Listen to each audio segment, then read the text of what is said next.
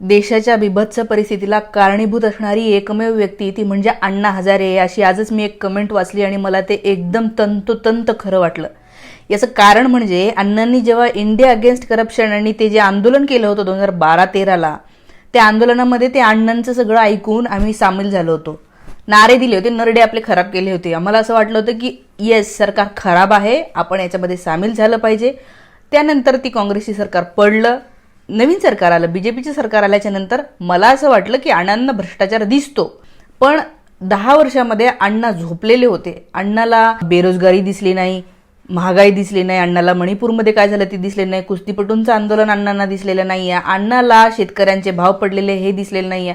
अण्णाला फक्त बरोबर केजरीवालला अटक झाल्याच्या नंतर आज अण्णा असं म्हणतायत की आता जे कायद्याच्या दृष्टीने होईल ते करणार, सत्तेपुढे आपलं काय चालतं. किती भंकस माणूस आहे हा.